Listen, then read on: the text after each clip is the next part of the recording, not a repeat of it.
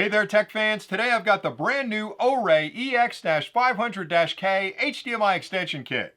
This product makes it really easy for you to share all of your HDMI media content from one location with a second remote location up to 400 feet away over a single Cat6 or Cat7 LAN cable.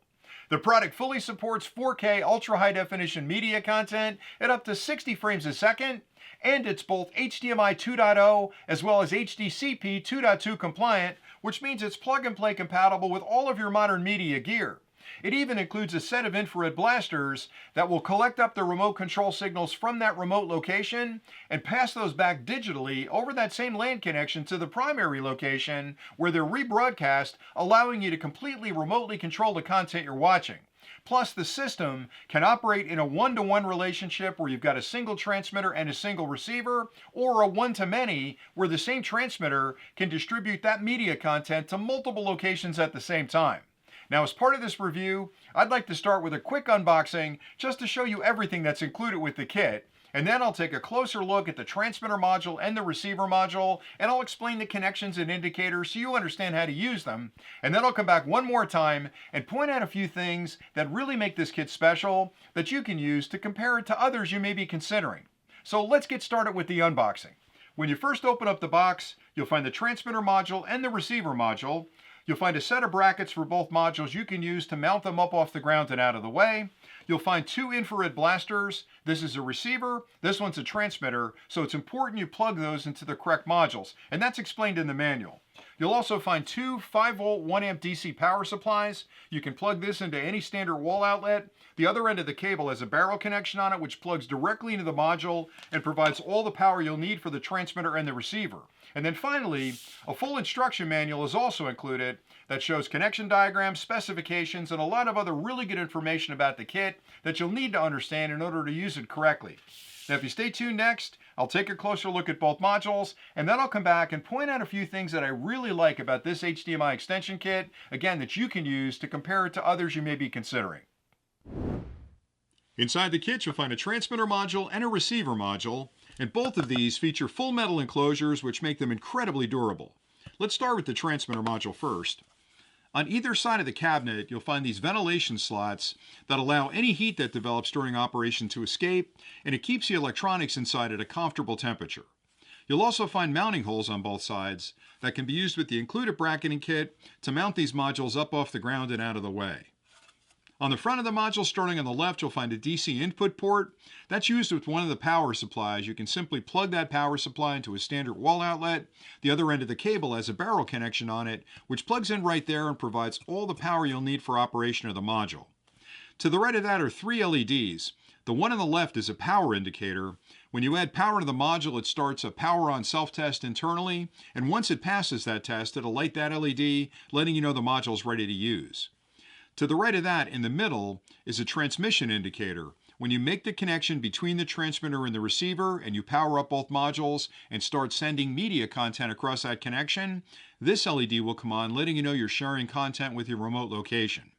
And finally, to the right of that is another LED, and that's a connection indicator. When you make the LAN connection between the transmitter and the receiver, that cable is checked. Once it's been verified, this LED will come on, letting you know you have a solid connection.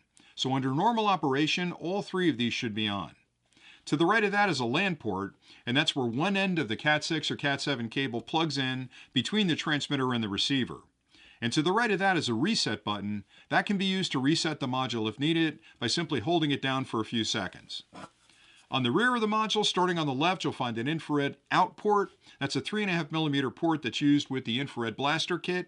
Make sure you pick the correct infrared blaster module to plug in there, and they're labeled. To the right of that is a full-size HDMI port. This connects to whatever media device you'd like to share the content from with your remote location. Always use a high-quality cable for that connection. And then to the right of that is an upgrade port, and that's used for upgrading the firmware on the module if needed later on. And to complete that, you'll connect the module to your computer and move that firmware file over to the module. The receiver module is very similar. Again, full metal enclosure, ventilation slots on both sides, as well as the mounting holes for the bracketing kits. On the front of the receiver module, another DC power port, and that's used with the second power supply. Again, just plug it into a wall outlet, plug the other end of the cable, which is a barrel connector, in there. To the right of that, 3 more LEDs, power, transmission, and connection. Again, these 3 should be lit at the receiver end once this module is powered up and connected to the transmitter. To the right of that is another LAN port. That's where the other end of that Cat6 or Cat7 cable plugs in from the transmitter module. Another reset button to reset this module if needed. On the rear, you'll find another 3.5mm port labeled IR in. That's where the other infrared blaster module plugs in. And that one actually picks up the remote control signals from this remote location and sends those back over that same LAN connection to the primary site where they're rebroadcast. To the right of that is another full-sized HDMI port labeled output. This connects to a local monitor at that remote location that you'd like to use to enjoy the content. And then finally, another upgrade port. Again, that's used for updating the firmware on the module if needed later on. And that's pretty much it for the kit. I hope that closer look was helpful. Now here are a few really important things to keep in mind when you're comparing the Orei EX-500-K HDMI extension kit with other products you may be considering. The first thing has to do with resolution. This product fully supports 4K ultra-high definition media content at up to 60 frames a second. And the reason that's important is because other kits on the market may only support a lower resolution like 1080p, or if they support 4K at all, it may only be 30 frames a second. So knowing this kit supports the higher resolution at the higher frame rate means you're going to have a beautiful picture, and it's plug and play compatible with all of your modern media gear. Another big difference is the distance that any HDMI extension kit provides. A lot of kits on the market provide a very short distance of 100 feet or 200 feet between the primary and secondary locations. This product fully supports extension of your content up to 400 feet, again between the primary and secondary locations, which provides a lot more flexibility of where you can enjoy that content. Two other important differences are the HDMI 2.0 and the HDCP 2.2 certification. And the reason they're important is because the HDMI standard has gone through a lot of changes in recent years. There have been a lot of new features introduced, so knowing you're on one of the latest versions of HDMI means you can immediately take advantage of all those features. And the HDCP certification is equally important because that controls copy protection. So again, knowing you're on one of the latest versions of HDCP means you can play a wider variety of file types. One final thing is the inclusion of the infrared blasters, which provide complete remote control of the content from that secondary location. A lot of kits on the market don't have that capability, which means you can't control the content you're watching.